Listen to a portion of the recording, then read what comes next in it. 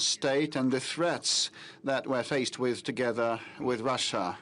Thank you. So the main media event is happening today, and that is quite obvious and felt by everybody. And here we have international and domestic media, people from the Union State also will have a marathon of questions, and the hall is divided into several sectors. And here from the scene, I can see all of you quite well. So when you're going to raise your hands and to ask the questions, President will be able to see you too. I'm going to move to this sector, and here we have a very young journalist. I'm 13 years of age. Where are you from, and what outlet do you represent? We're from Moscow, represent Children's Editorial House. So you are a journalist, aged 13, in the front row. What is your question? Our question is about how President Putin receives valuable inputs about what our people actually need. Well, we all have been receiving valuable inputs for the past weeks and even today. So we have piled up a huge array. You know, Paul, without a doubt, but I want to ask everybody how to attract President's attention. We know that you will struggle to fight for his patience and to attract his patience. I'm moving here. The entire room will be simmering with impatience. And this is a kokoshnik headwear, a national symbol. Will you please introduce yourself? Yes, my name is Yulia Korotkova, an anchor from Volga 24, and this is from the Nizhny Novgorod region. And it's not only about beauty and feminine character. It's the embodiment of our region, the red color and the hochlama. And the question will be about the prohibition of vapes, a very relevant topic, and we'll have more about that today. And here we can see, what is that? What does this sign say? It says Ichu from the Yakut language. It means cold. So what we want to ask is the energy tariffs question. It is of critical importance because in the Arctic North, well, the Far Eastern increment is operational, but we probably want it to be raised. You all have these placards here. And in past years, people brought huge placards and as if they were at a rally, and one could not see the face of the journalists behind those placards. And afterwards, well, the request was to reduce the size of those placards to A4 format. And here we also have a signage saying Astrakhan, the city of Astrakhan, and this depicts our local fish. So we want to ask a question about North-South corridor and the shallowness of Volga issue that tells on the water and bioresources. So this is the wobbler fish, and here we have media representatives that are very knowledgeable of the moods of people in their regions. And here I can see a girl with Labubu dolls. Why so? I'm not sure where the stress falls, Labubu or Labubu. Why have you brought them? It's TV channel 360, and those Labubu dolls have been a game changer for the St. Petersburg Economic Forum, becoming a symbol, a new symbol. And we invented this trend in early 2025, and we merged them with the faces of our politicians, the Governor of Central Bank, Nabiullina, Foreign Minister Lavrov, and Prime Minister Mishustin. And this is an exclusive Donald Trump in the form of a Labubu doll. And my question is about international affairs. I just want to attract Mr. President's or Mr. Peskov's attention.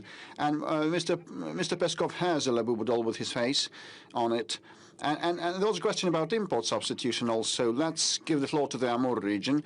What are you going to ask President Putin? Hello, I'm from the city of Blagoveshchensk in Amur regional TV channel.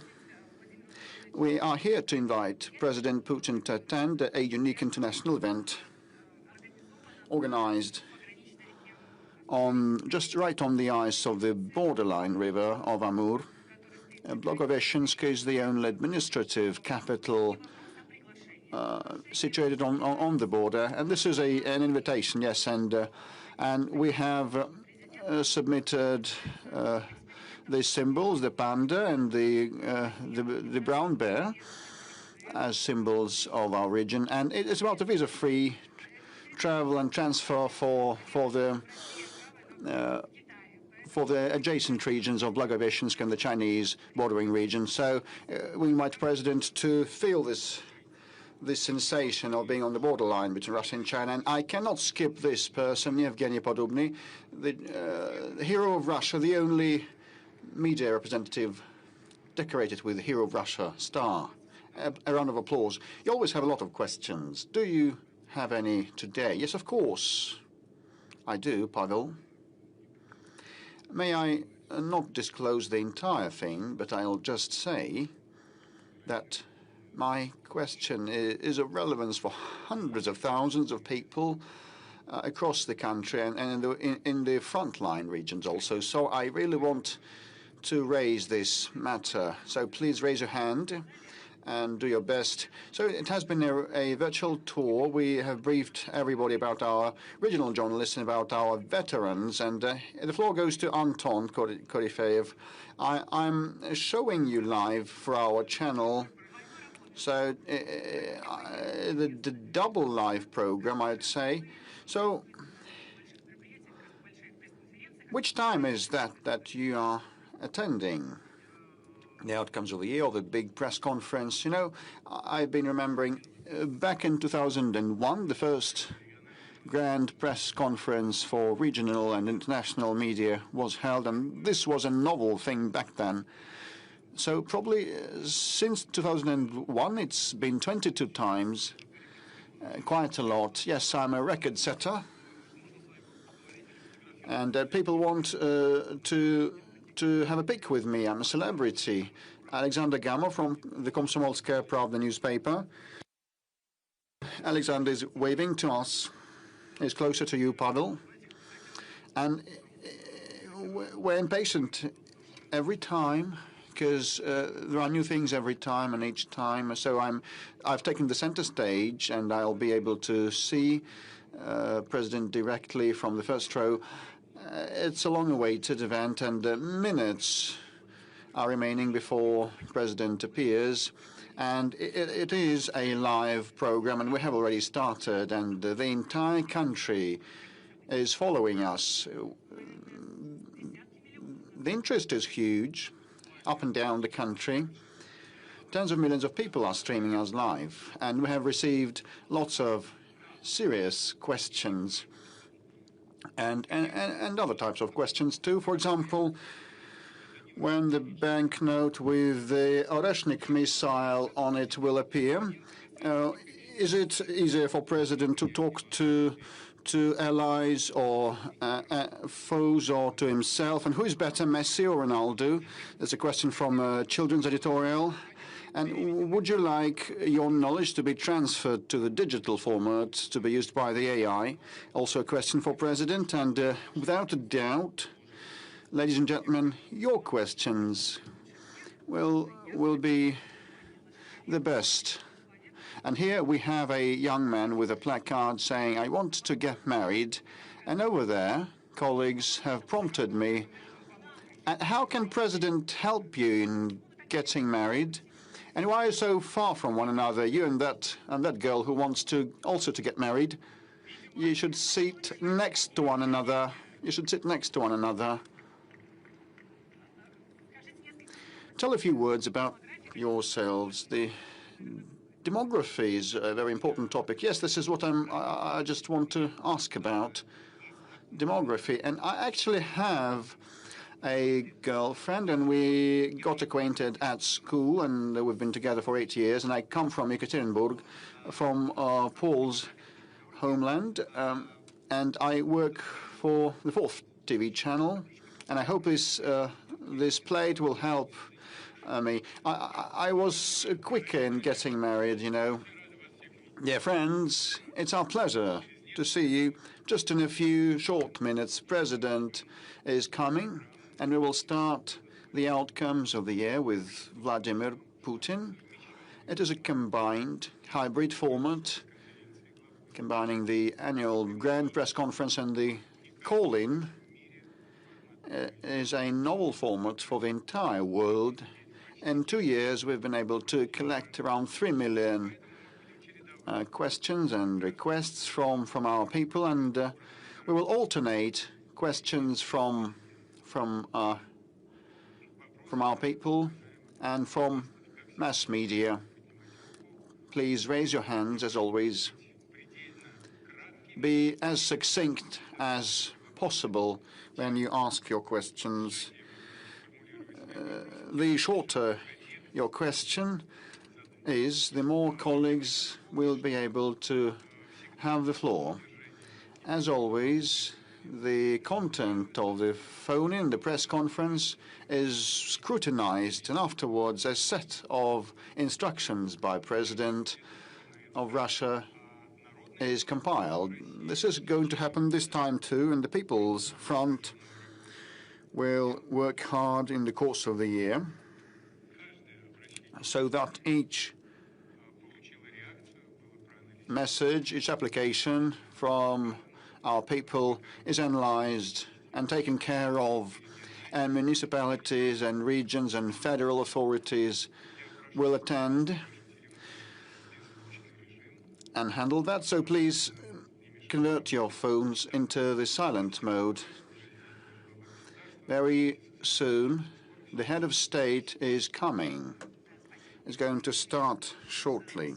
Thank you, Mr. Peskov. I just want to recall a quote by President saying that each law becomes obsolete the moment it is written and enacted, and only direct contact with people helps us being up to date. So this is the biggest asset of this program, direct communication and the opportunity to feel the pulse of time. After calls in, new laws appeared regularly and amendments were introduced, and probably this will happen today too.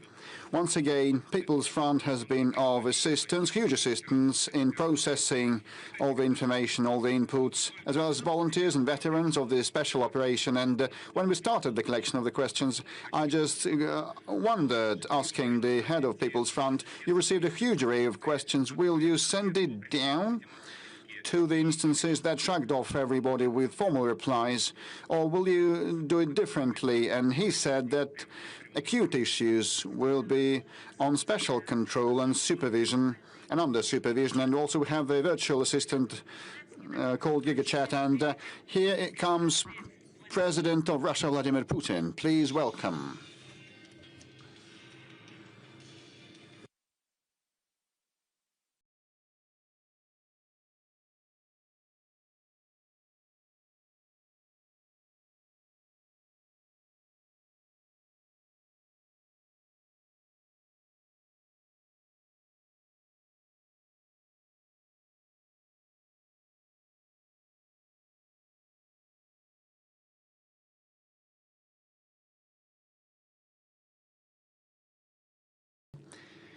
Please be seated.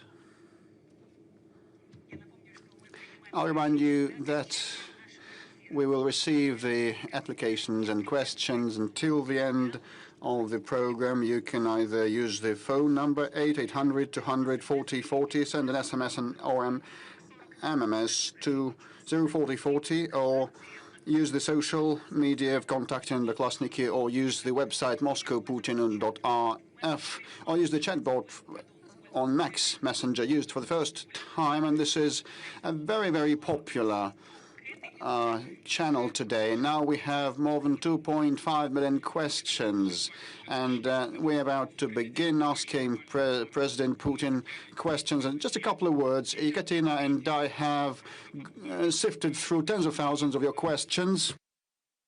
from all across Russia, from abroad. And of course, out of these 2 million questions, there are messages from different people. Understandably, many of these topics are overlapping, and we've tried to systematize, to classify the questions, to make sure that we cover the topics that are of relevance to millions of people. And understandably, there's one topic that is of the greatest importance to everyone. There are many issues and questions on social policies, but in the forefront are the issues of peace and war. You've said on multiple occasions that we are okay with how the things are going at the battlefront, but is it going to be peace, or is it going to be continuation, given what Zelensky is saying? So far, we're not seeing the willingness, but let's remember what all of this started from. It was back with the coup d'etat in Ukraine back in 2014, as well as the deception about there being a possibility to address all of the issues via Minsk agreements. But afterwards, in 2022, when everything was on the verge, when the Kyiv regime, the Ukrainian regime, basically unleashed a war in the southeast part of Ukraine, we said that we would have to recognize the unrecognized republics. It would be better if you leave these people in peace and let them leave without Russophobia, without coup d'etat. Just withdraw your troops from there. Back then, they didn't want to do that, and after Istanbul, at first, they basically initialed those drafts, and then they basically threw them in the bin. And this is what we're seeing right now. They're basically refusing to finish this conflict via peaceful means. That said, we are seeing things, and we know there are signals, including from the Kyiv regime, indicating that they are willing to engage in some type of dialogue. The only thing, and I would like to say something that we've been saying for quite some time, we are willing to put an end to this conflict via peaceful means based on the principles that I outlined in July last year when I spoke at the Foreign Ministry of Russia. The root causes that brought about this conflict have to be addressed. Mr. President, the situation on the battlefront is changing day in, day out. We know that you follow everything almost in real time, talking to our heroes, to our soldiers, but the situation is changing on a daily basis. Our soldiers are getting ahead audaciously and steadily. As Commander-in-Chief, what's your assessment of the current state of affairs? I've just listened to the report by the head of the General Staff.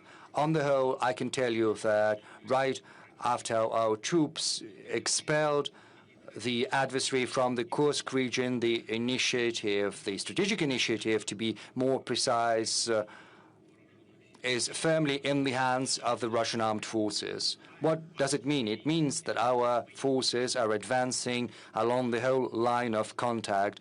At some places, they are moving ahead faster, sometimes slower, but everywhere along the line of contact, the adversary is being pushed back. And most importantly, and we started with this, you said, and I said that there were proposals to the Kyiv regime to withdraw their troops from those unrecognized, back then they were unrecognized republics, who didn't want to leave under the yoke of the Kyiv nationalists. By then, the Kyiv regime had been building fortified positions in the agglomeration of Slavyansk and Kramatorsk, Konstantinovka. This was the most fortified region. So let's start with what is currently unfolding over there. Just recently, the head of the General Staff, the head of the group of forces, as well as the local commanders, the head of the brigade that I received at my office, reported me on having taken Seversk, which is an important settlement, and from there it's possible to move closer to one of the most fortified regions, to part of this agglomeration, which is Slavyansk. A little to the south from there,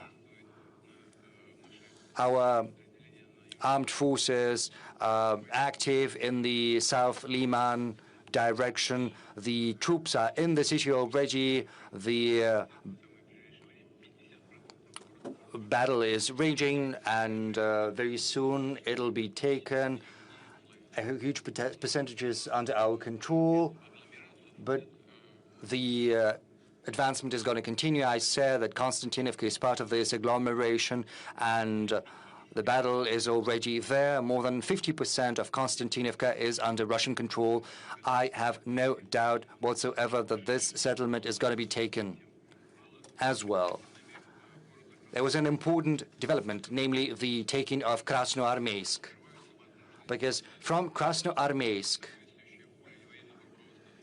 you know, the competent level of the armed forces will have to make a decision on which direction to take, but this is a very good bridgehead to continue offensive operations.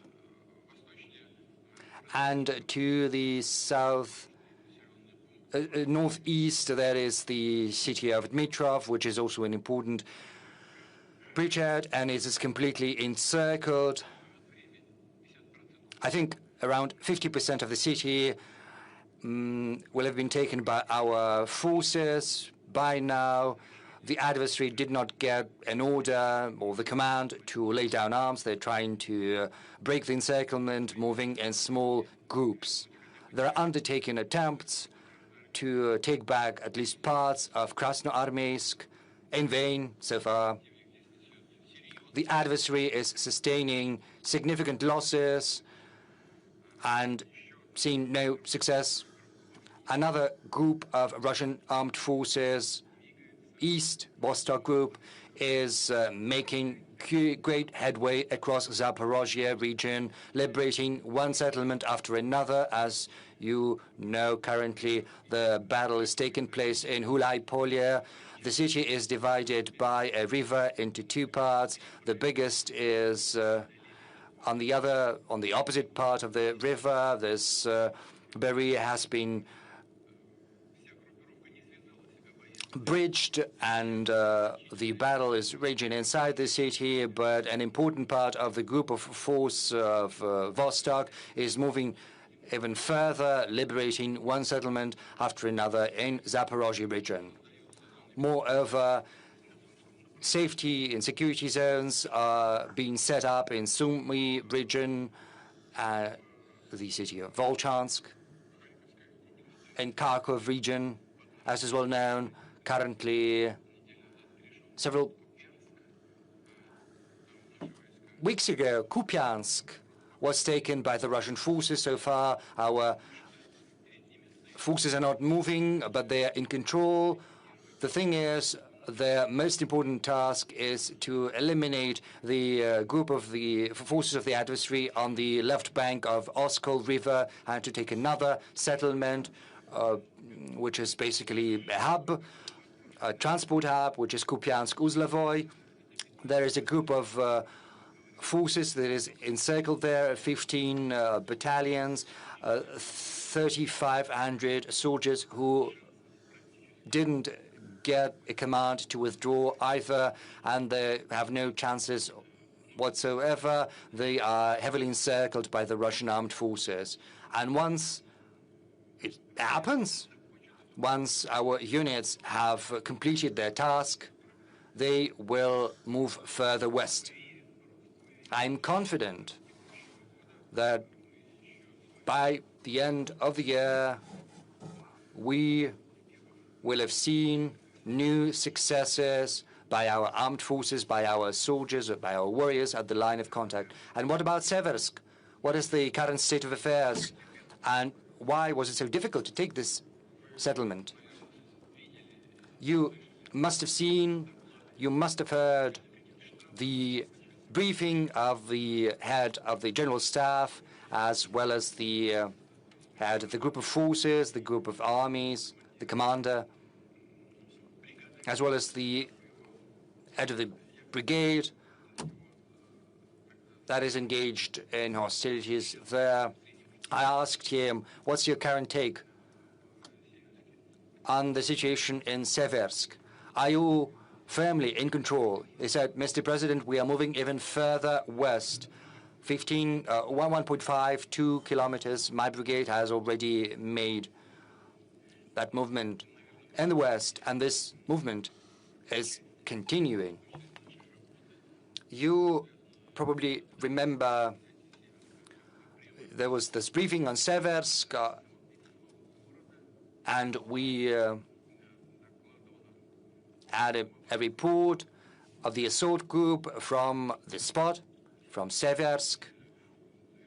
If you remember, at the end, I asked them to change their position as soon as possible once the report was over.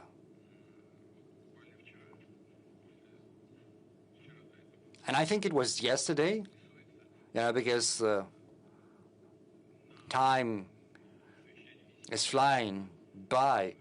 We had a meeting at the Ministry of Defense, and once the collegium was over, there was an award ceremony for our warriors. Was it yesterday or the day before yesterday? Yeah, there was an award ceremony for those who participated in the liberation of Seversk, and once that was over, I went back to the Kremlin, to my office, and I asked the head of the assault group to come by, see me, because I wanted to talk to him about the current agenda. I do that from time to time when an opportunity presents itself. And we also had a meeting on the preparations for today's event, and he came straight to the room of the Security Council, and I asked him to say a couple of words so that every colleague can hear what's the current state of affairs in Seversk, how it happened, and he started recounting, just a couple of words, very briefly. And once he went away, colleagues asked whether we could invite him to the direct line. I said, well, you can ask him, but his leave is not that long, so, we phoned him, and he's here. He agreed. Naran Alexeyevich. There he is. Naran, is that correct? Yes, please, be seated. Take your seat, yeah. Am I correct? Is this how this happened? Yes. If you've got any questions about what is happening in Seversk and how the liberation took place, you can ask him directly. I think it's going to be better. Let's give a round of applause to a hero of Russia. Let's welcome him. Naran Alexeyevich, we saw you during that TV bridge, but we don't know you personally. Can you tell us a little bit about yourself? Where are you from? How long have you been participating in the special military operation? Where did you start? I'm from Kalmykia. I started from Solidar. First, I was just an assault soldier, and now I'm head of the assault unit. Well, he started just as a driver, and right now he's the head of an assault unit, and more than 80 people are under his command. And he's also a hero of the Russian Federation. Don't be modest. Naran Alexeyevich, colleagues, journalists, must have seen this this meeting between President and yourself and the colleagues. The communication was spotty at best because of the signal. Right now, we've got more time, and could you tell us a little bit about how Seversk was liberated? We would very much like to learn how it happened. Of course, share what you can share, what your soldiers did. I can repeat my question. I said when he came to the room of the Security Council, what was the most difficult? Well, the most difficult thing was to get to Seversk. in secret because, you know, these were open fields. There were no natural shelters. That's why a decision had been made to move in small groups, clandestinely, and we managed to perform this task. We managed to accumulate forces right under the nose of the adversary, and once the accumulation happened, we waited for the command to start assault. There were many civilians that were staying in Seversk. What was the attitude of the armed forces of Ukraine to civilians? For quite some time, the civilians had been living, how shall I put it? Well, yes, they've been living in fear under the pressure of the adversary, and once we managed to liberate our zone, that was our responsibility. We started to talk to the civilians, and they told us that the Ukrainian armed forces had been behaving just like nationalists, shooting those who didn't want to evacuate with them. So civilians didn't have any arms, and they were shot out because they were willing to stay in the city just for this simple fact. And once our armed forces arrived there, how were you welcomed? When we came, people were in a very difficult state, both physically and morally, and when they saw us, they were very happy. They had been listening in secret to Russian radio, waiting for us to arrive, and they were very happy.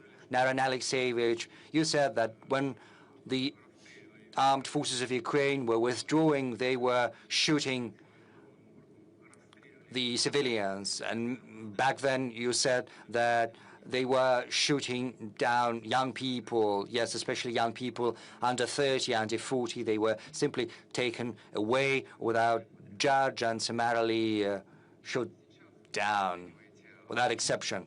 What's your current take on what's happening in this part of the front line? On the whole, it's stable. As I reported to Mr. President, we moved even further beyond Seversk. Naran Alexeyevich, when we look at you, when we listen to you, we want to repeat once again that our warriors are true warriors, true men.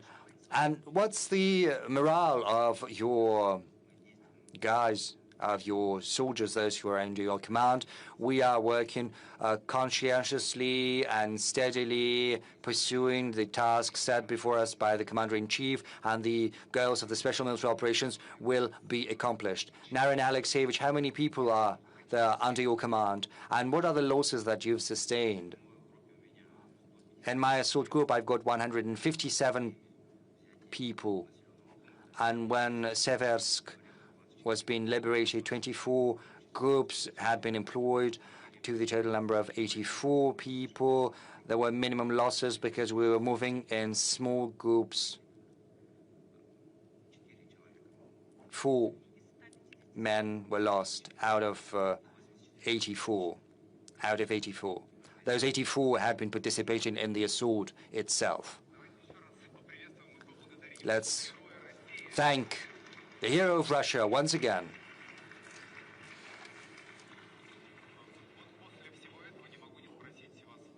Now that we've listened to all of that, I would like to ask you, just a week ago, Zelensky allegedly made a video next to the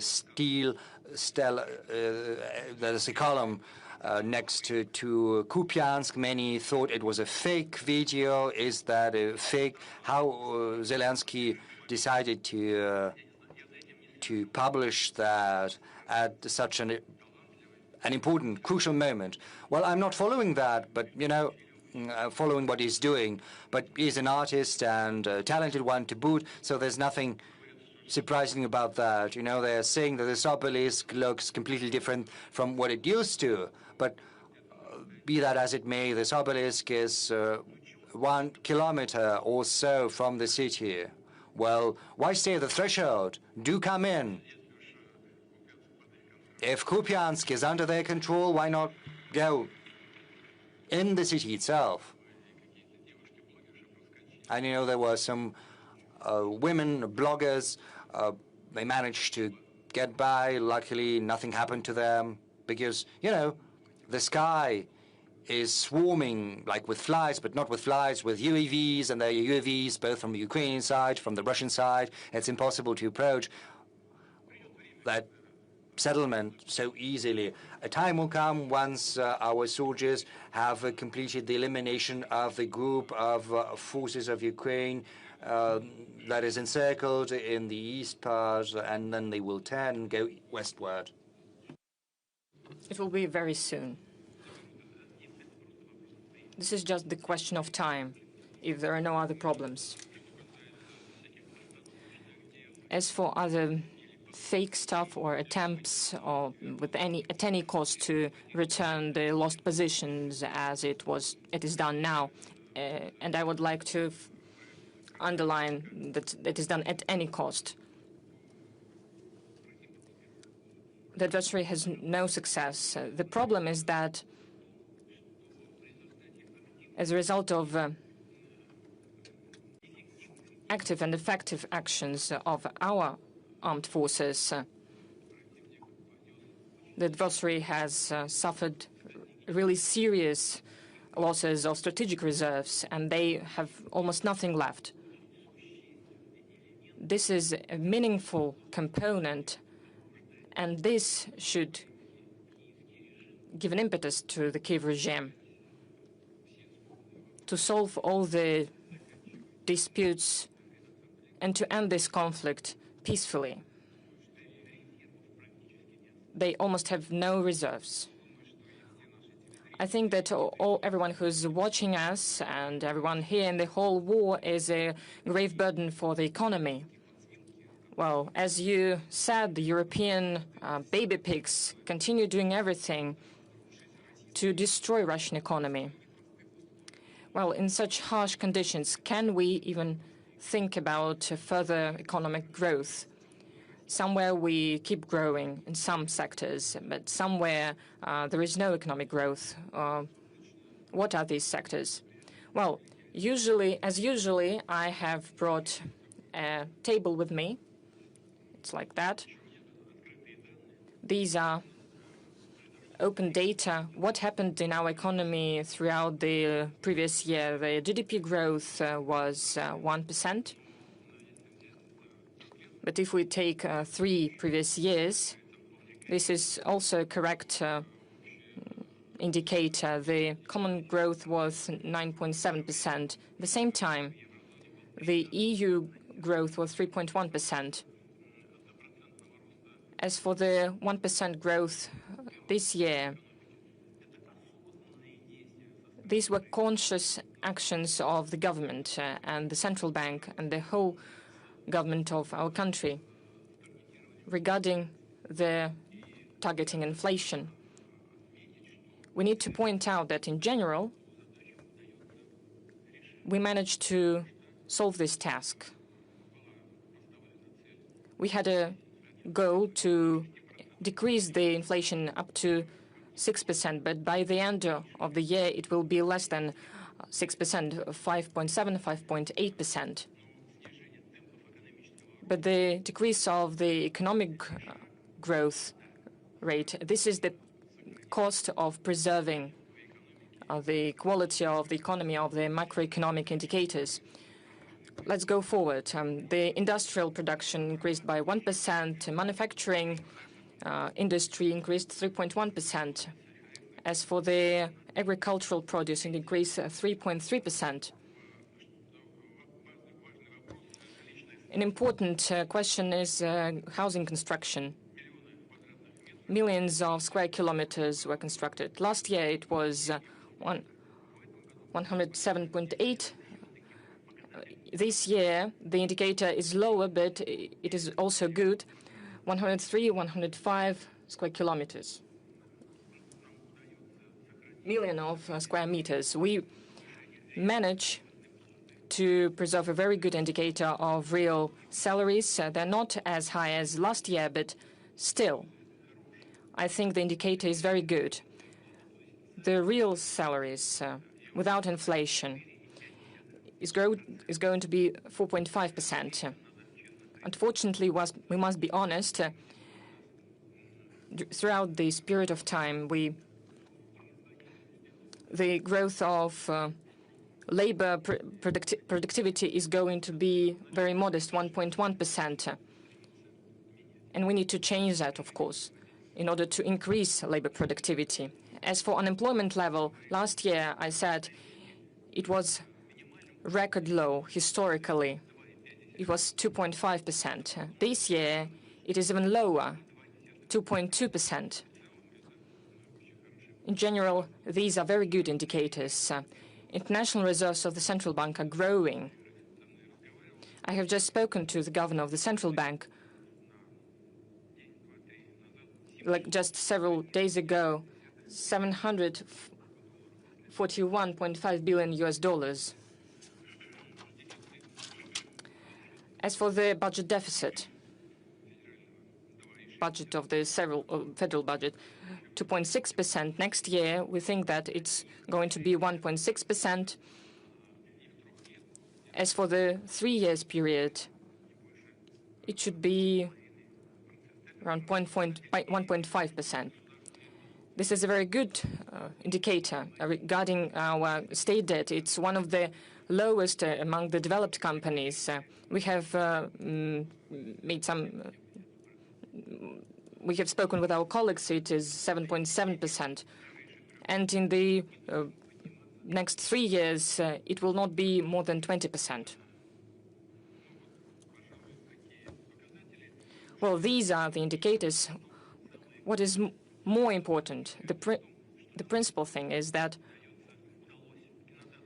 we have to thank the government for the hard work they have implemented. They managed to balance the budget.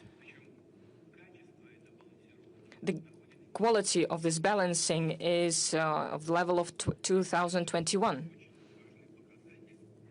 This is a very important indicator of stability of the economy and financial system of our country.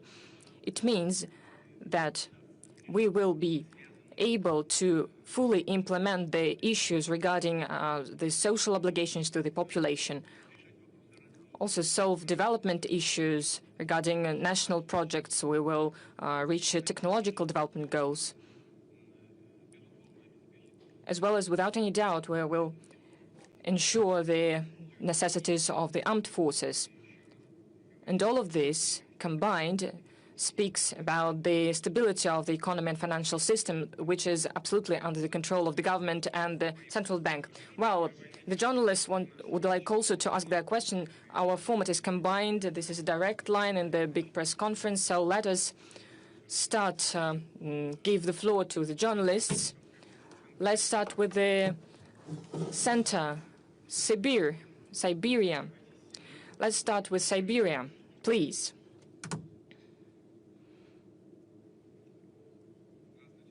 Hello, Mr. Putin. Novosibirsk, Ivan Dvaynichnikov, Gorodskaya Volna Radio. Everyone knows that Novosibirsk is famous. And it's a famous city, and in the recent years, with your support, Siberian Circle photon source was started to be constructed. This is a unique plant, a unique facility, not only for our country, but for the whole world. It will allow us to implement new investigations. Despite sanctions, despite harsh economic conditions, we managed to create fully Russian production. We need to launch it. We are going to launch it next year. The question is it really possible, and what we need to do for the young scientists to work there? Next year we're going to launch it, and we are waiting for you at the opening ceremony. Thank you for reminding about this. This is good news, which is very good for everyone participating in the process. This topic appeared during the Council on Science at the auspices of the President of Russia, which was in 2018.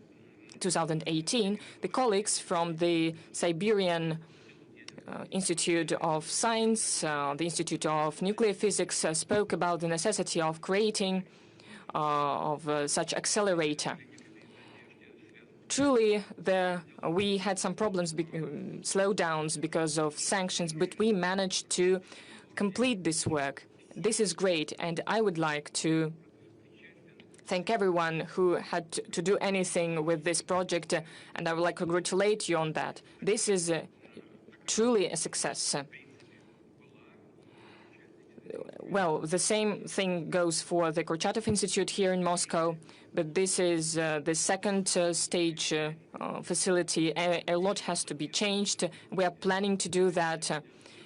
At the same time, we're going to create the same facility in Vladivostok and in other cities as well. We are going to work on that. As for the your facility, SCIF, this is a great success because it gives an opportunity not only to have investigation of a fundamental nature, but also of an applied nature. This is truly important because this will give an opportunity to work in the sphere of pharmaceuticals and new materials, and so on and so forth. But how to keep young experts? We have a whole system that is functioning, but the main thing is that we need to create social laboratories, because true scientists are truly talented ones and dedicated ones, and they also, but social aspects are also very important. The salaries, the conditions for living there, and all of this is what we're going to work on. In the future, this is one of our goals. We have a grant system for this and mega grants. We know the scientists that are called mega granters. These are the scientists receiving such mega grants. We have raised this issue at one of the meetings with them.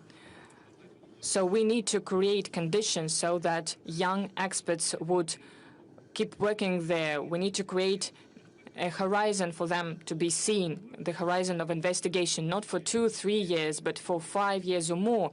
And we have already done this, and this allows us to prevent the outflow of stuff. Many people come back. I have personally spoken to such scientists. These are young experts that used to work abroad, but they come back to Russia, to the native land. And our so-called Western colleagues help us very much in this. Why they come back? First of all, there are great laboratories, great opportunities, but one of the main causes is that they are really concerned about their kids, because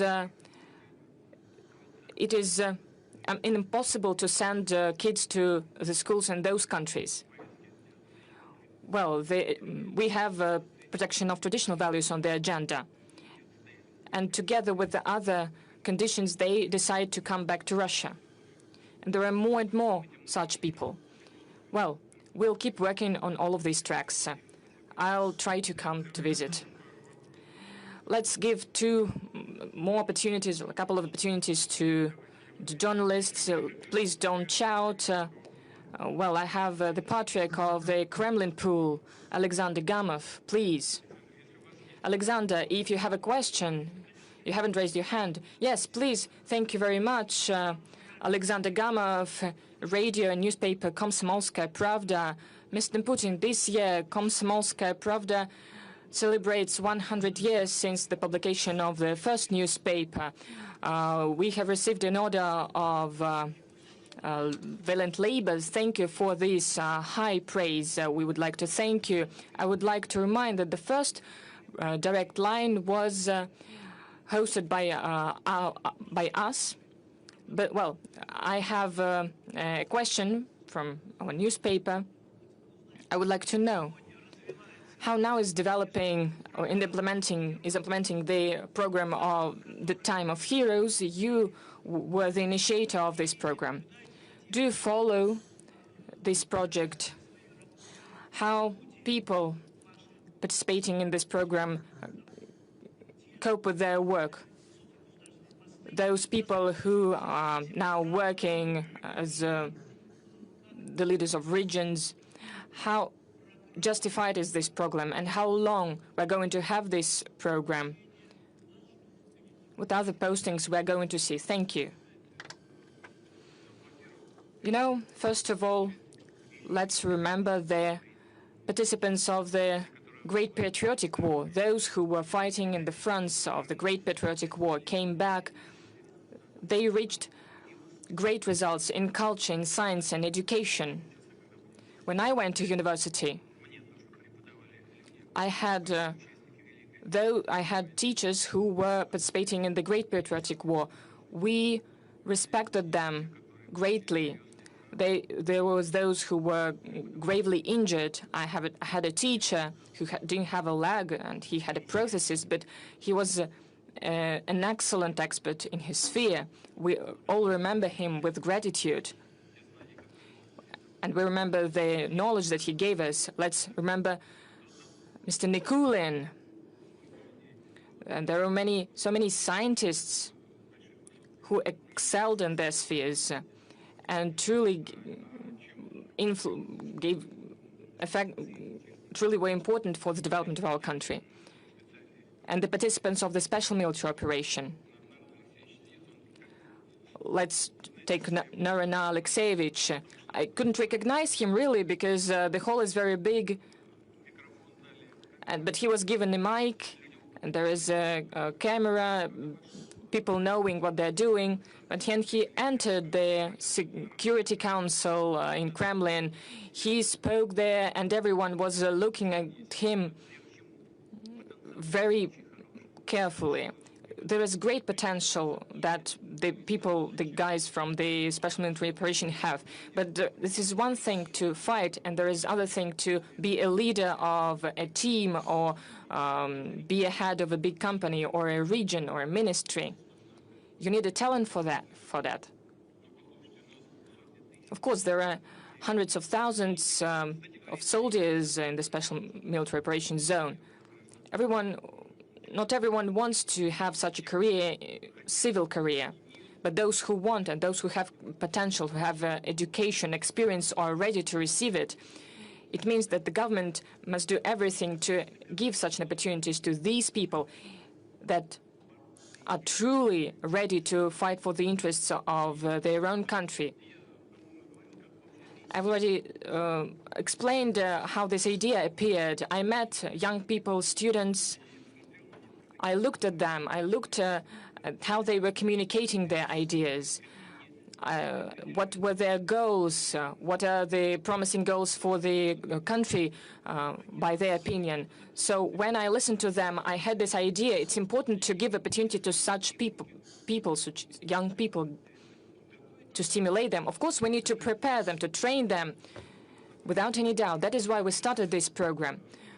I thank the heads of the regions of the Russian Federation for promoting this program regionally. And it is truly functioning, and I'm truly glad for the people who participated in the first stage and the second stage. Some of them have become governors, vice ministers. They work in our biggest companies. Several people work in the presidential administration, and they are truly successful. Of course, there are some difficulties. Some of them may try to work in some other sphere, but the program itself is functioning successfully. Mr. Putin, colleagues, there is a very important piece of news from Brussels. There was the failure. It was a real failure to take the assets. They cannot steal them, but they're trying. But still, they cannot do this. Well, stealing is not really correct definition for that. Stealing, this is when someone is doing it secretly, and they are doing it openly. This is a robbery. This is a robbery. Why they fail to do this?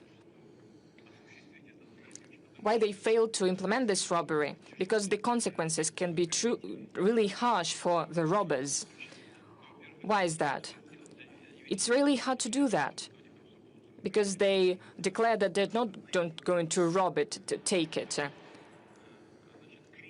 The idea is to make a credit using our assets. But you cannot just give out a loan. This will make consequences for the budget of a country, and it increases the budget debt of every country. If someone gives a loan, even secured by our foreign assets, it must be reflected in the budget of a country that does it. For example, in France, the public debt is 120%, and ours is at 17%. And our budget deficit is 2.6%. Next year is going to be 1.6%. In France, it is 6% per annum. So, and now they will assume additional liabilities, and it'll be quite hard to pass such a budget. And all these are the reasons for the difficulty of taking decisions related to the robbery of someone else's assets, but there will be graver consequences for those who might endeavor that.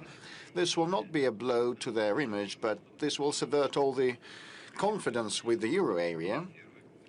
Actually, very many countries store their foreign reserves in the eurozone. Many of those having spare money, like the oil-producing countries, if they have a look at what might be happening, they will have doubts, and they already have doubts and concerns. But what if this happens? You know, well begun, it can be further replicated, they might think. Now, some people dislike the conduct of the special military operation and the fight against neo-Nazism in Ukraine. And next, someone might not like the fight, the struggle with the LGBT movement. And the Muslim countries have stringent laws to this respect, and this might be another pretext for the alleged expropriation of sovereign assets. Why not? And they might find other pretexts. So that will entail image-related losses and direct financial monetary losses related to the contemporary financial architecture. And the main thing is, no matter what they steal, sooner or later they'll have to give it back. And most importantly, we will go to courts to protect our interests. We will do our utmost to find a jurisdiction that will be independent from the political context. Let's come to the room and ask questions from the hall. The road of life, I see the sign. Good day, Vladimir Vladimirovich. I'm from the Cominform, the Republic of Komi media outlet. And you know that a big chunk of the Republic of Komi and the Nenets Autonomous District are cut off from the mainland, as there is no direct automobile transportation and connection. So there's a dead end of the automobile road, but at the same time, the Syrtevkar, Uchtau, Sinsk-Pechornarian Mar trunk road spanning more than 600 kilometers going through our republic, and that provides for all the year-round procurement for the north and safe traffic for the northern residents. But the bulk of that segment, the biggest part of this segment is in a very deplorable state, and we lack regional funds to repair this road. And Komi has very few federal roads, unlike other regions of Russia. So the proposal, whether this road of life, the only trunk way for the north, can be transferred to the federal property, so that the safe and secure communication with the north is safeguarded. And using this opportunity, I'd like to invite you to the Republic of Komi. In the 2029, the city of Uchtau will mark 100th anniversary. Today, it's the biggest oil and gas center in the north of Russia. And shortly, Syrtevkar will mark 250 years, thanks to your decree. And if you are able to come to the festivities, we will be so grateful. It's going to be a historic and landmark visit for us. Well, thank you for the invitation. With respect to the road, I'm aware of this problem. Indeed, transferring all the segments of that trunk road to the federal level, as there is a task of raising all federal trunk roads to certain quality standards, and this is almost complete. And now we are tackling the regional roads quality, but it can be broken down into several sub-issues: the northern procurement and the safety, traffic and road safety. So I cannot promise that we're going to start right away tomorrow, but I'll talk to the government and we'll find a way to respond and react. But thank you for the invitation. Mr. President, yes. So it's a combined format, it's a hybrid format, so we will we'll receive questions from different sources. Channel 1, the third row, this is our front correspondent. I'm Elias Super, war correspondent from Channel 1. I have 3 questions, hope to be succinct. First is from the battlefield drone operators. All of them thank you for the big number of the assault drones. Some of them can stop columns like Prince Vandal of Nizhny Novgorod, but we actually lack hexacopters, the Baba Yaga type. They are used actively in droves by Ukrainians, and we need those to this type too, because the sky is dominated by the drones, and it's even used to carry a bottle of water. So the guys are agog to receive those. And the second question is from the operators. And one of the guys in the trenches told me a baby will be born shortly in my family. Will you miss the front line? I asked him. Yes, I will.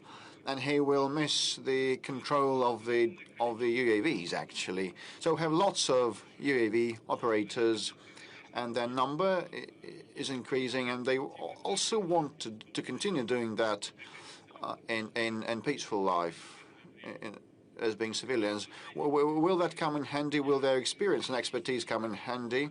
And the final question is from me. We work with a brigade of veterans who are knowledgeable for their underground operations, subterranean subway operations, Avdiivka and Dzержinsk and others. But this brigade, despite all the merits, is called like a voluntary group in many reports of the Defense Ministry. If I may, will you please assign this brigade the name of Guards Brigade, Brigade of Guards, the honorary name? Thank you. I'll start with your final point. The Brigade of Veterans deserves the highest assessments, and they are heroes.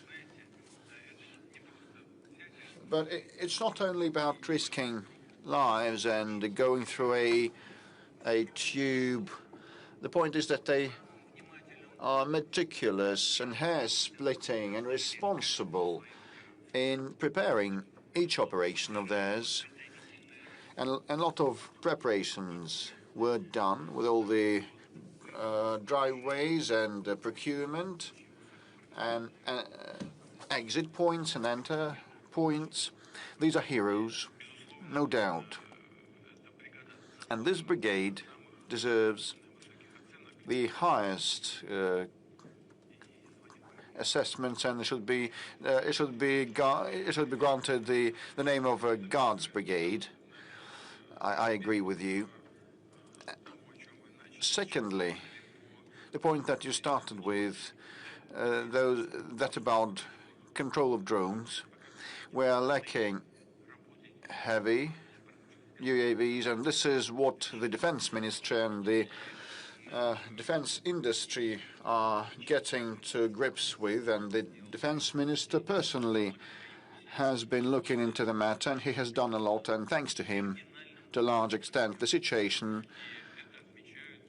with drones has considerably improved, and the guys on the contact line now feel that, and will keep supporting our contemporary inventors with a system of grants and support measures.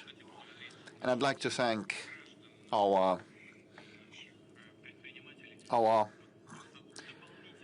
caring people and entrepreneurs. They have collected 83 billion rubles of donations, and that was spent on different things, but to a large extent on drones. I must say directly and frankly, one shouldn't shy that.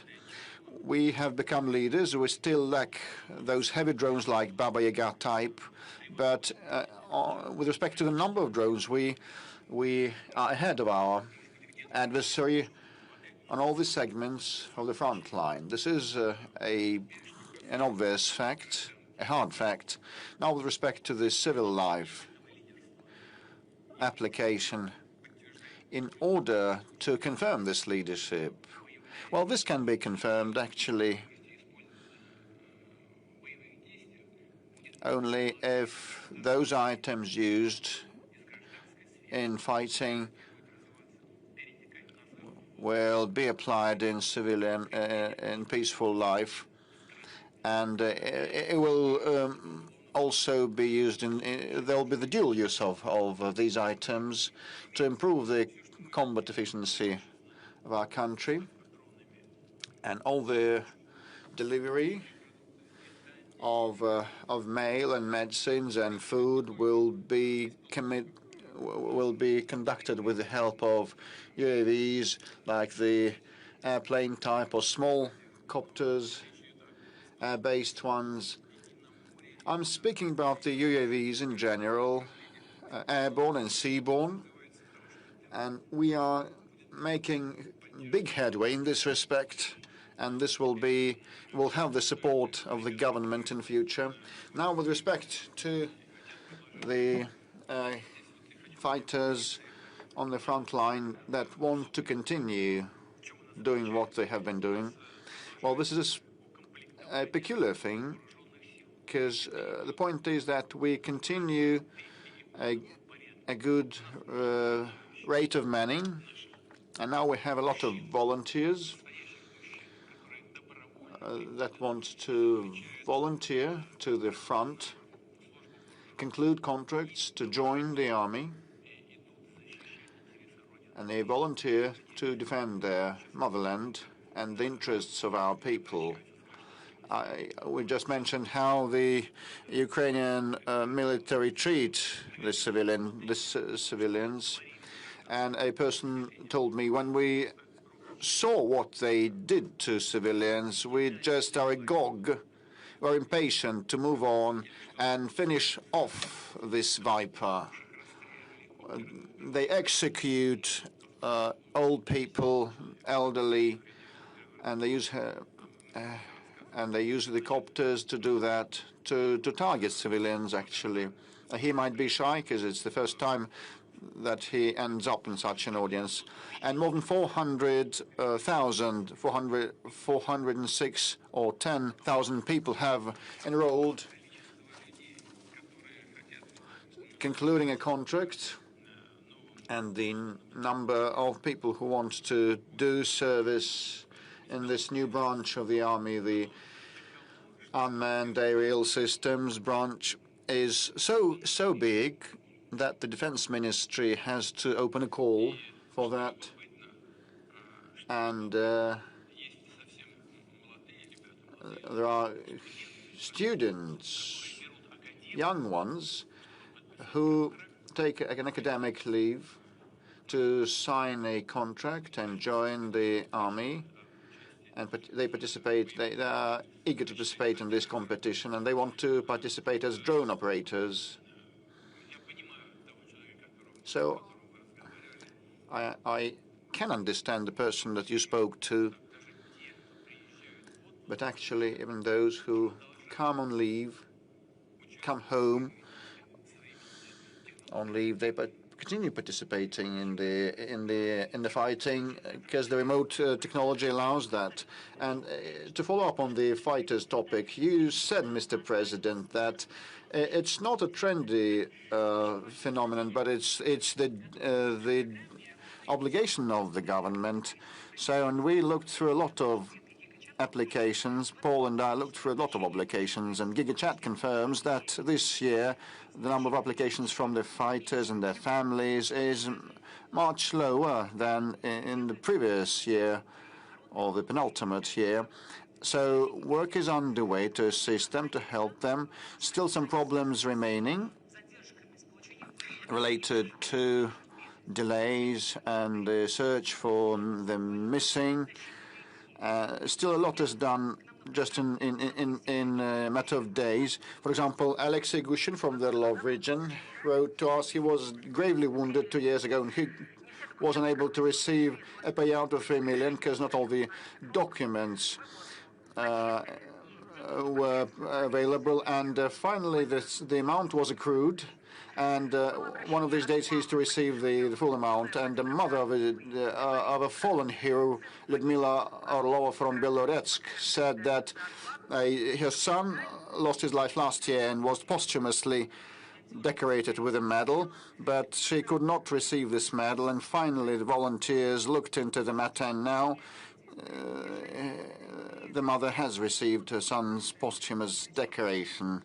And she tried to get it for a year, and only after caring, attentive, and thoughtful people attended to that, this was resolved. And just yesterday or the day before yesterday, you said at the Defense Ministry College that there is still room for advancement. And now we'll have a look at a video from Kristina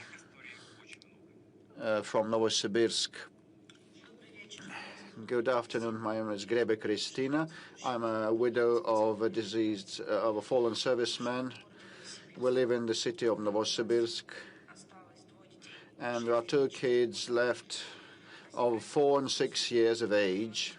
So the question is, currently I would not receive the pension of a fallen serviceman and other benefits. My husband lost his life in January 2024. On the 10th of December that year, I received the death certificate.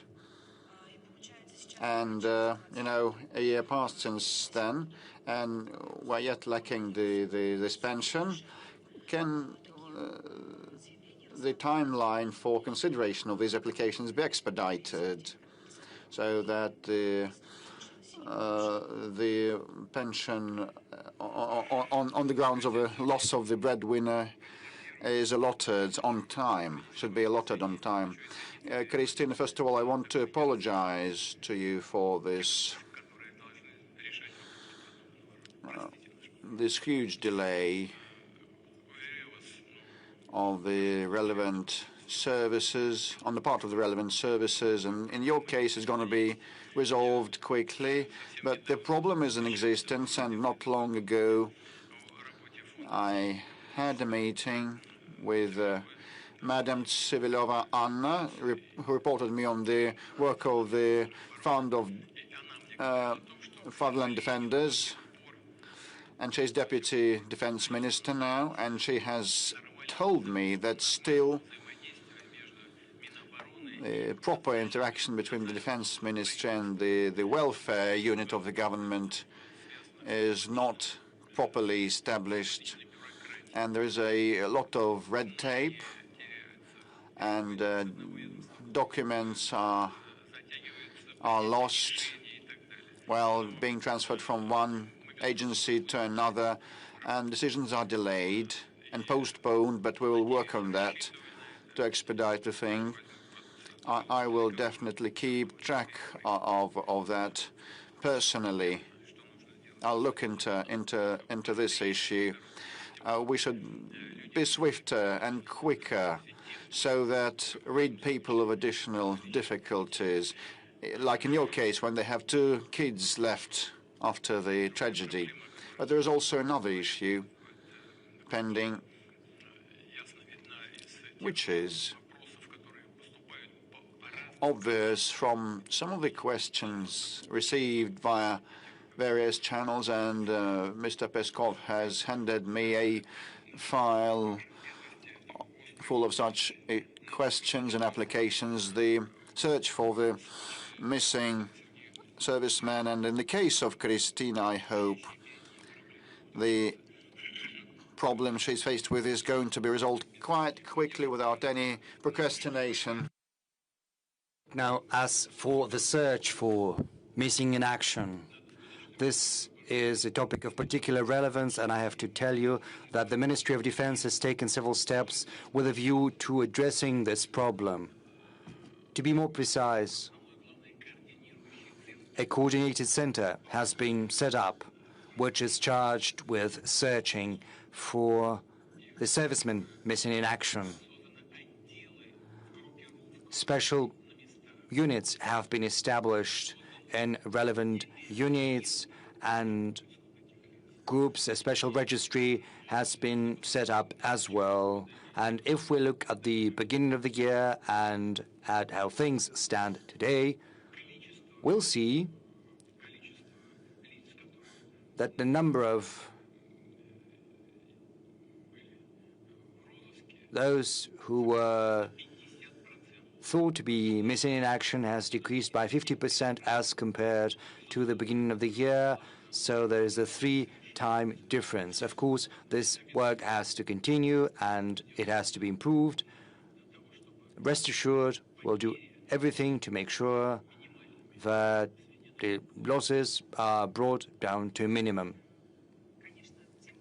Mr. President, the issue of MIIs is very important. I know that even among our colleagues, journalists, there are family, close friends who were participating in the SMO and who were considered to be MIIs. I think everyone will support you if we'll ask you to give an instruction to make sure that there is a special control, special surveillance of the issues from family.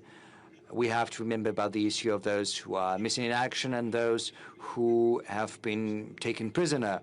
Well, the instructions are there, and we're working together with the Ministry of Defense. Let's work with the audience. A couple of questions, several questions from the room, from the audience. Third row of this section, I think the Mir TV company. Yes, the lady in red. Thank you, Mr. Peskov. Good afternoon, Mr. President. Elena Dashkova, Mir TV channel. The issue of phone fraudsters is very acute. What about the measures taken by the government? Have they worked? Do you have any statistics on how we've managed to bring down a number of citizens who've been defrauded by these fraudsters? Yes, we've got some statistics. These measures have worked. They've yielded some results. And I think a lot has and should be done to address this issue. The number of such crimes has decreased by 7%, as the Ministry of the Interior has briefed me, and the losses have decreased by 33%. On the whole, there are some positive results, but I would like to address the citizens of the country. Fraud is still very much an issue. And the more sophisticated our devices are getting, the more sophisticated our life is becoming. Fraudsters are becoming increasingly sophisticated in their turn in the ways they use to defraud the citizens and to swindle them and take their money. So whoever talks to you, whoever is calling you, and given the AI capabilities, if someone starts talking to you about money, about property, just put down the phone. Just put down the phone right away. If someone is talking to you about property or money, not a single word. If banks, or there's someone personally, if you want to address an issue, just go in person, see someone from the bank. I would like to ask you not to talk about money or property on the phone. More questions from the room. I would like to ask the journalists to be as succinct as possible. Yes, we see a young man here, young gentleman, Children's Editorial Office. Good afternoon, Mr. President. My name is Maxim Zakharov. I'm with a Children's Editorial Office. Recently, you said that sometimes you drive a car across Moscow streets incognito, and when you speak at meetings or right now, you are in possession of a treasure trove of information. I would like to ask you how you get this information about what people really need. Well, I didn't say that exactly like that I drive incognito, that I drive myself. I'm just saying that sometimes I drive without the accompanying police cars and all that. And, these voyages, as it were, are useful because from the car window, it's very interesting to look not just at the road I usually take to get from my residence to the Kremlin and vice versa. It's very interesting to look at different neighborhoods of Moscow. It's interesting and curious to see what's happening around. As far as verified information I get is concerned, I think the most important thing that provides me with that information, well, this is an event like this. Just imagine 2.5 million people have sent their messages and questions to the direct line. Of course, it's impossible to cover all of that and process all of that in the course of these several hours we've got. But, 2.5 million messages. There are about issues that people hold dear to their heart. This will be processed by AI for a year. This information will be processed by my loyal assistants from the Popular Front. This is the front. This is the source of information about what people really need and what they're interested in. And of course, I get information from special services as well as from law enforcement agencies. And I'm trying to use that information not just in an aggregate form to personalize, but also I'd like to see the original documents, and I'd like to meet people, personally talk to them when I have work and visits across the country. It's very important to talk directly to people because it gives a lease of fresh life to what we're doing. You see the needs of the people, and of course, polls by social studies agencies. Of course, people take these polls differently, but mostly these are polls of a professional nature. And of course, sometimes people are not happy with average numbers, with mean numbers, because these figures have nothing to do with what people are facing in real life. But these average data are important because they give us an understanding of what is happening in general across the country. So this is a variety of sources which provide me with a fairly objective picture of what is happening in the country. A couple more questions from the audience. Yakutia, yes, please. Good afternoon, Mr. President. Oleg Kolosov, Saka TV. We represent the coldest place in the world. Right now, the temperature is minus 50 degrees centigrade, The climate is inclement, and in that inclement climate, we highly cherish warmth and unity. 2026 is a year of unity of Russian nations and peoples, and we're all aware that the special military operation is bringing unity. And as a military correspondent, I know that our servicemen are fighting shoulder to shoulder, regardless of their religion or ethnic belonging, and they have this chevron, this shoulder patch, God with us, we're Russian. So what kind of patch would you choose for this year of unity? And next year we're opening a unique center of epos and arts, and also an arts school that is being built at your instruction. We'd like to take this opportunity to invite you. Yakutia is also known for its cinema, and right now film is being made about a hero of Russia. So we will look forward to getting your support for this movie, as well as for both for making the movie and also what kind of measures will be taken to support different Russian peoples and nations. We pursue a deliberate policy of supporting different languages and cultures and arts of different peoples living in the Russian Federation. We're doing that via school, via media, via literature. You've mentioned several avenues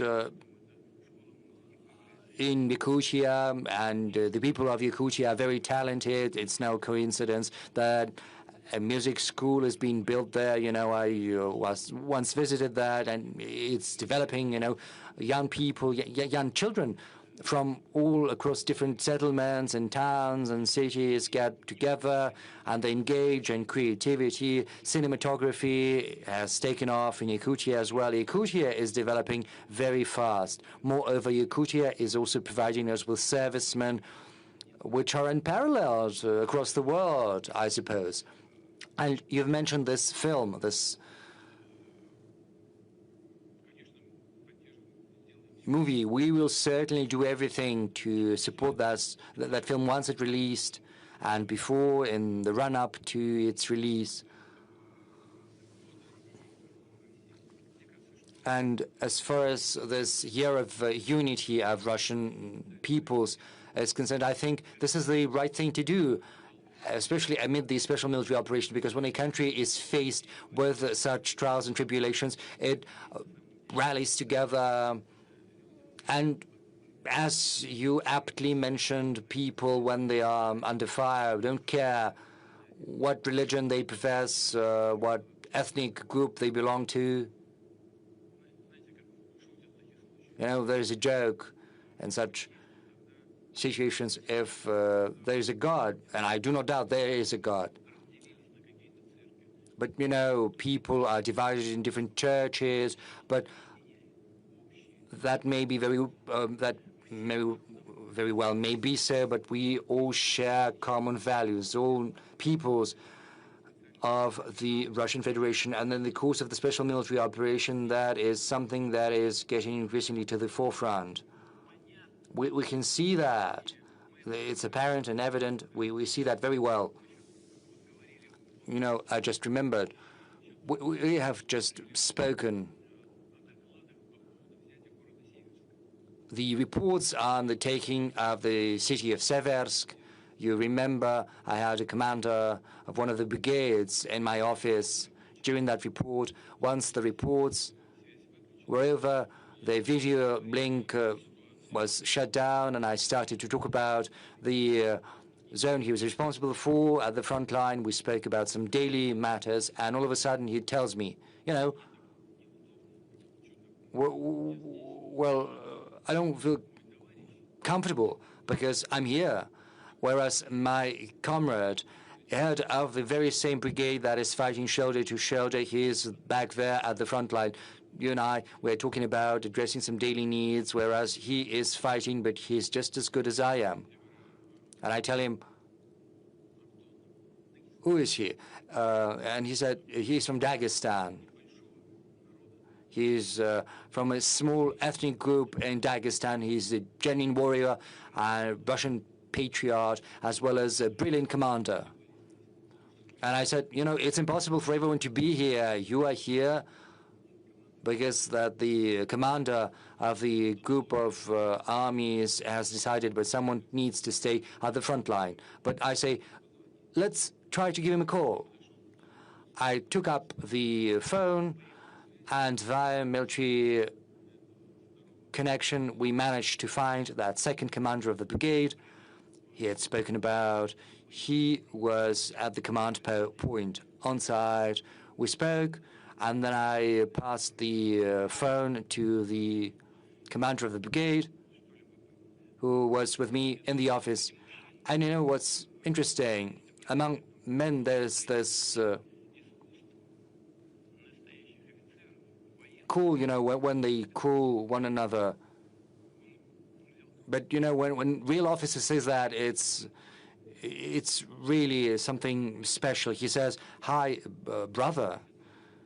Yes, men do call that one another, but, you know, when real military commanders say that, this is testimony to the unity of the peoples, nations of the Russian Federation, who will do everything in our power to strengthen this process and to push it forward.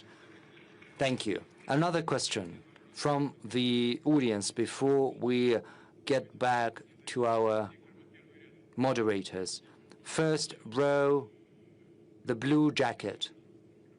Yes, please. Introduce yourself. Vladimir Sarokov, good afternoon.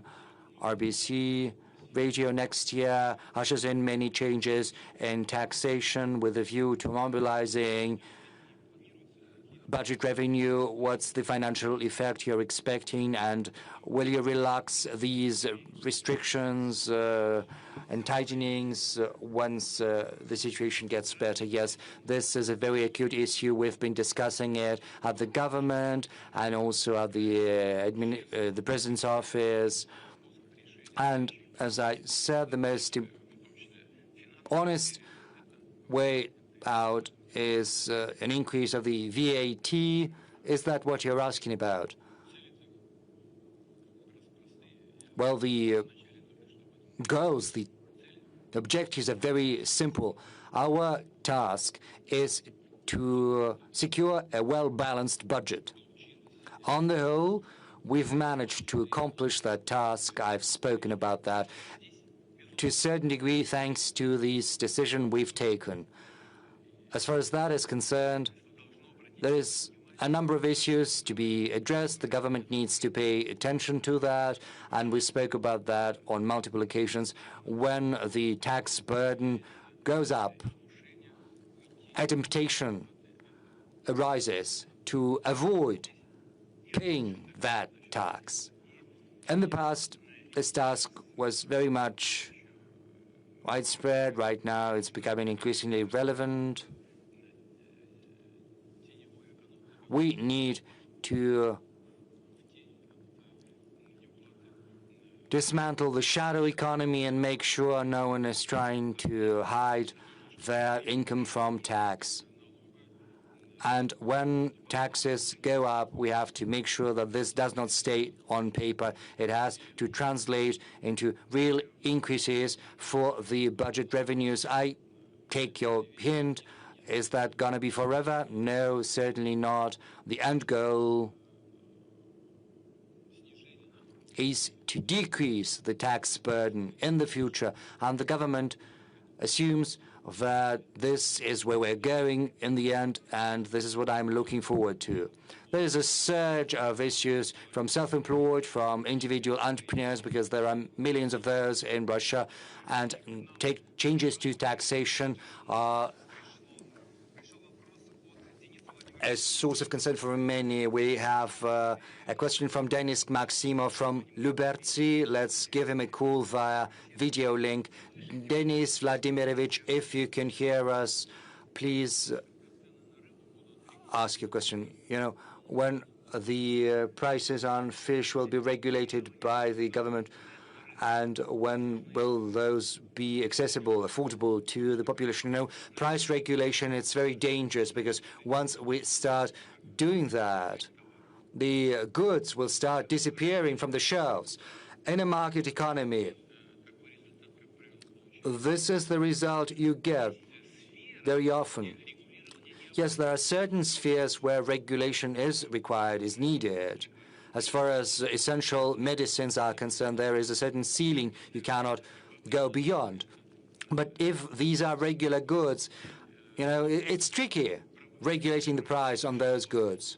But you are correct in that fish on the table of Russian citizens is missing.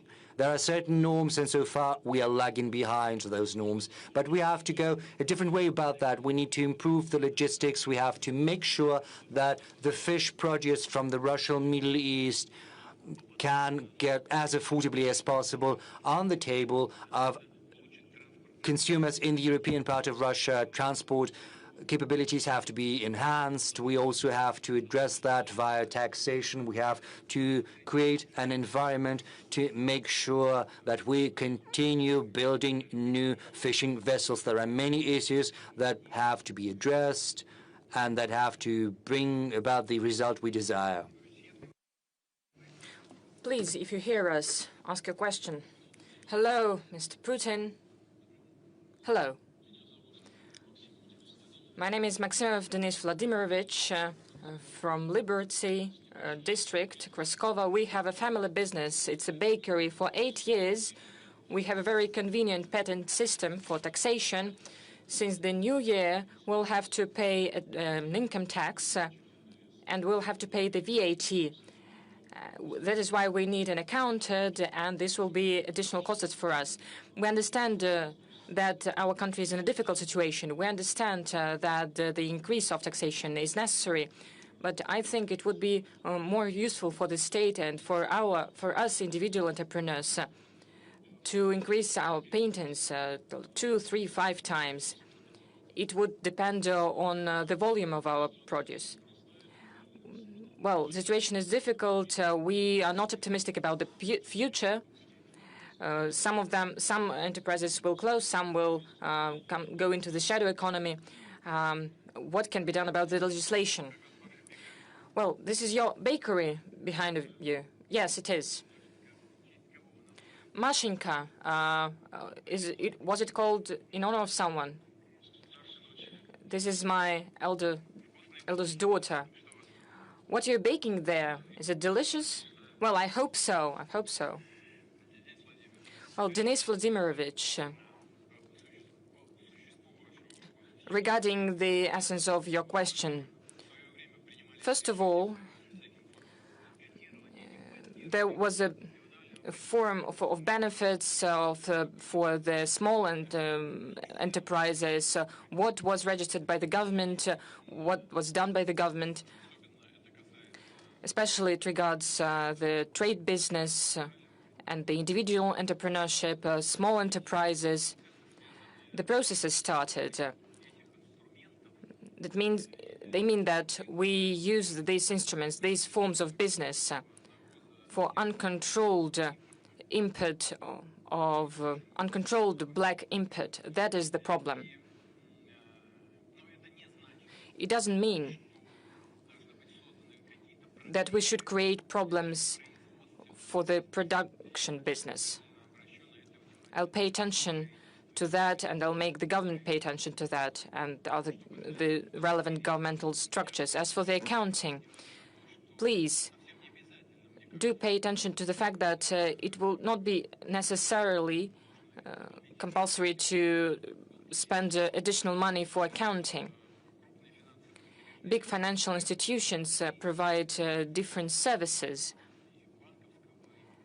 banking and accounting services. You could ask, for instance, a Sberbank. They can help you with that. And this will not bring additional costs for your business. It will not bring any additional financial burden for you. But you are right that the production business with the transfer to the new taxation should not suffer. And I promise you that the government is going to face this issue. But anyway, I wish you success. Success to your Mashinka, to your daughter, and to your business that has such a beautiful name. Well, maybe you can send us something delicious. With pleasure.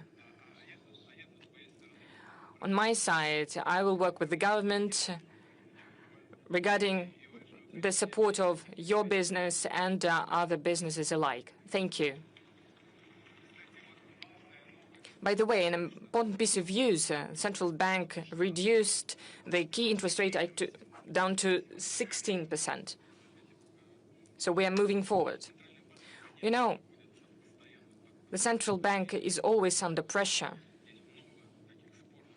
There are many disputes about the key interest rate. The difference between the inflation rate, by the end of the year, it will be less than 6%, 5.7, 5.8, maybe 5.6, and the key interest rate is at the level of 16%. The expert expected a possible decrease by 1%, but by the law, the Bank of Russia is independent. And I try not to interfere into the decisions that they're making. I try to make everything so that they were not influenced from other institutions. But the Bank of Russia does everything necessary, and they're very responsible in their work. In the end of the last year and in the beginning of this year, we spoke to the governor of the central government, to the economic bloc of the government. We said that it is necessary to target the inflation and to make the necessary decisions so that the macroeconomy of Russia would be healthy, would be solid, so that the economy of the country had a solid foundation. The difference between the real inflation and the key interest rate is one of the lines of criticisms against the central bank. What is the problem? In reality, there are many problems. One of them is that, as I have already said, I have mentioned it, if not, I will say it now, one of the problems of today is the reduction of the investment activity. During the first 3 quarters of this year, minus 3.1%. But the Bank of Russia registers a little decrease. But the activity, serious continuity, continues in the credit sphere. The number of credits that is being provided is almost not reducing, not significantly. This is the merit of the central bank. That is why it is necessary to be really careful and cautious, so not to avoid the surge of inflation. So it would not be necessary to take any steps backwards. So the worst thing are the fluctuations, and the Bank of Russia strives to reach stability in this sphere, which is of paramount importance, and we have to agree with that. Well, the decrease of 0.5% or more, well, I'm not going to give any evaluations at the expert level. There are really good experts that will give their evaluations. But the reaction of the real economy sector, well, will be very well expected. Well, I know what it could be.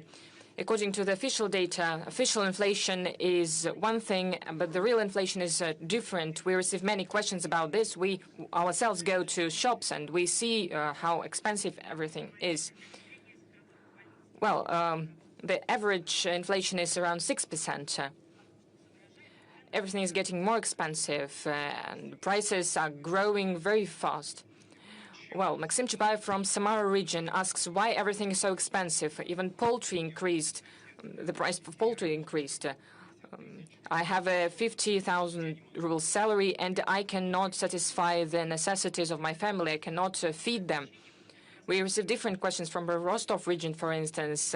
A kid is asking a question. He's asking why the prices for bakery is increasing and the salaries of my parents not. I've already mentioned when people see some average figures, average indicators, it causes questions. because average figures generally do not coincide with what people see in real life. We say that the inflation will go down, the prices will go down. Maybe it will be 5.7, 5.8% lower.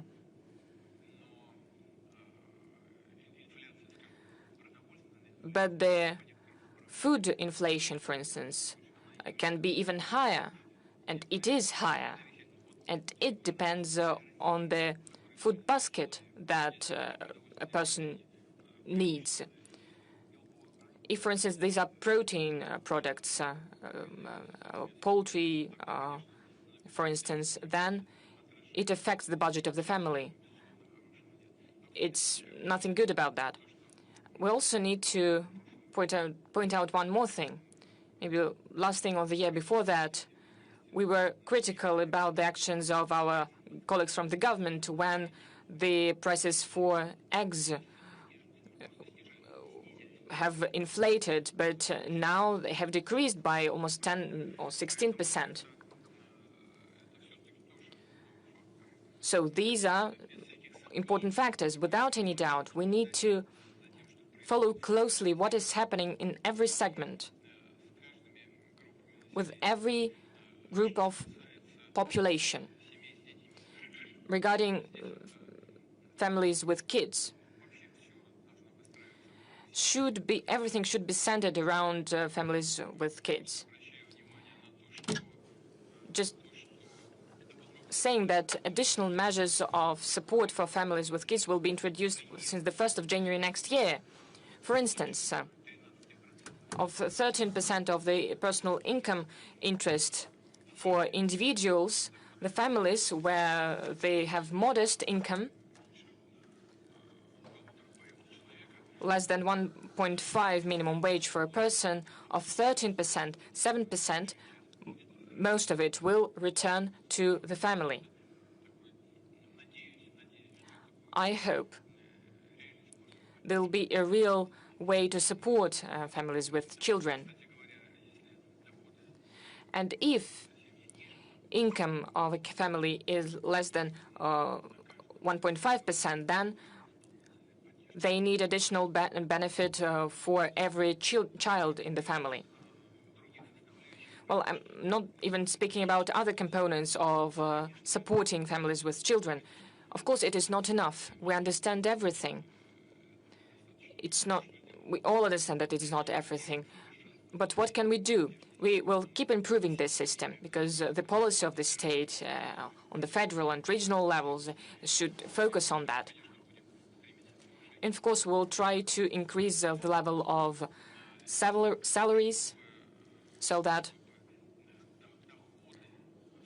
the income, especially the income of families with children, would not decrease.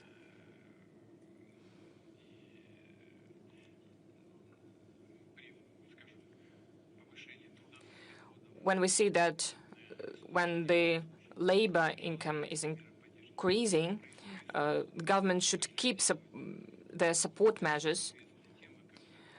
Well, it is a very well-known topic when a family with children receives some kind of benefits, support, then the labor income increases, but the state reduces the benefits that the family has been receiving. So when the income increases, the overall income with the benefits should not be reduced. I'm returning to this topic, and I ask the government to pay close attention to this topic because it is senseless. The budget does not receive anything from that and cannot receive, and we're destimulating the labor activity of people. Let's return to the audience. Let's give the floor to several people. Well, this sector, we haven't asked anyone from that sector. Two men, please. Hello, Kristina Smirnova, Tumenska Vremya TV channel. Two men. I have a question about an unusual facility, 3i Atlas. that is now approaching us. And today, on the 19th of December, well, maybe it's a ship with an engine, maybe just a comet. Well, it will approach Earth. Well, the question is, what the special services tell you? Is it truly an artificial object? There are many theories about that. Tumen is the thermal capital of any of our country. If these are, we're ready to receive any guests, but these are guests from the space. Well, we're not sure about that. So this is the first time we are summarizing all the results on Friday. So, Mr. Putin, if you know about the existence of aliens, please blink an eye. Well, Christina, you said was your name. Well, what I'm going to say, but it should be strictly between us. This is secret information. This is our secret weapon, but we will use it only in a truly critical situation, because we are against any weapons being deployed in space. Our scientists know what is happening. This is a comet from another galaxy. That is why it behaves differently compared to the comets from our galaxy. It has a different surface. That is why when it is closer to the Sun, there are different processes happening on it. As well as regarding the tail of this comet, it has a different appearance. It's quite big, from 2 to 6 kilometers. Well, let's see. The moon is from us on the distance of 300,000 kilometers, and this object is hundreds of millions kilometers away from us. So we will send it to Jupiter. And in the beginning of the next year, this comet will go out of the solar system. Thank you. So you're not going to blink your eyes. So no. Please, Belarus.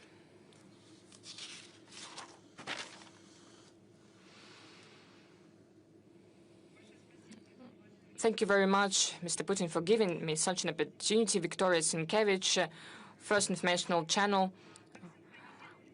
We have been synchronized, Russia and Belarus. The President and the Congress said that Belarus and Russia should be together. I'm sure you have heard this. We could also build a bridge. It's not the first time we're doing this.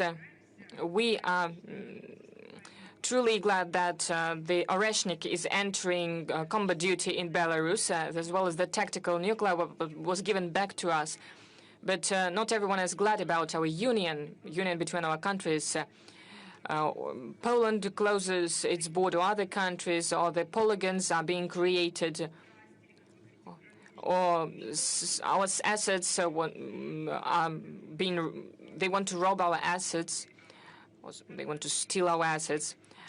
What can you say about the actions of these European baby pigs? Thank you for this new diplomatic term.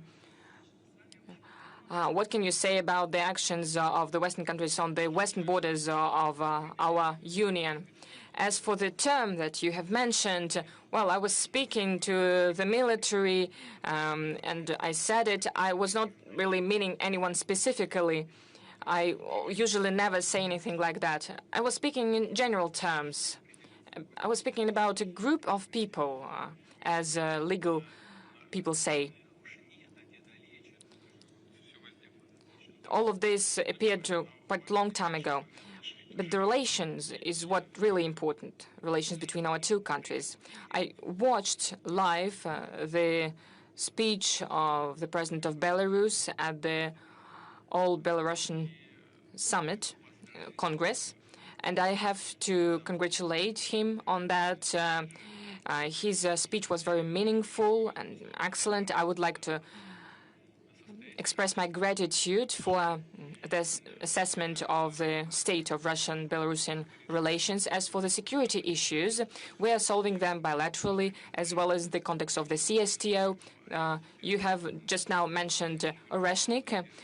Alexander Grigorievich spoke about the Russian tactic weapons, nuclear weapons that is being stationed on the territory of Belarus.